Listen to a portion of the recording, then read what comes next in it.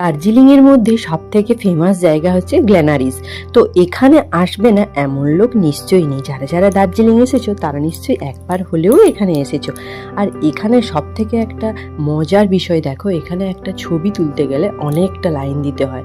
তো তারপরে দেখো ওখান থেকে আমরা বেরিয়ে চলে গেলাম ম্যাল রোডের দিকে। তো সন্ধে হয়ে গেছে আর চারিদিকটা আলোয়, আর ম্যাল রোডটা ভীষণ ভালো লাগে। তবে এখানে ওই দিন আসার সঙ্গে সঙ্গে বৃষ্টি শুরু হয়ে গিয়েছিল আর দারুণ বাতাস, খুবই ঠান্ডা ছিল। তো শুধুমাত্র আমাদের এই বছর দার্জিলিংয়ে গিয়ে এই জায়গাটাতেই আমাদের সোয়েটার পরতে হয়েছিল আর টুপি পরতে হয়েছিল। তাছাড়া কিন্তু সমস্ত জায়গাতেই আমরা নর্মালি ঘুরেছি, ওয়েদার ভীষণই ভালো ছিল। তবে এখানের ওয়েদারটাও ভালো ছিল, যেহেতু সাথে বাচ্চা ছিল তাই একটু আমাদের সাবধানে থাকতে হয়েছিল।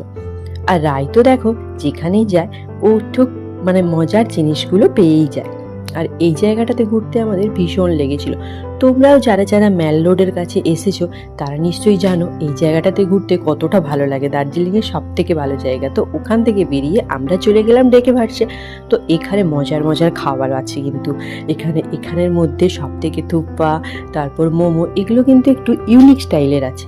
তো যেগুলো আমরা সচরাচর খেয়েই থাকি, তবে না, এখানের স্বাদ কিন্তু একটু অন্যরকম।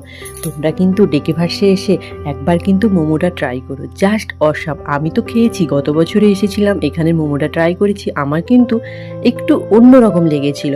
আর এবছরেও কিন্তু আমি মোমো ট্রাই করতে ছাড়লাম না, আমার কিন্তু ভীষণ ভালো লেগেছে। তোমাদের ভিডিওটা কেমন লাগলো কমেন্ট বক্সে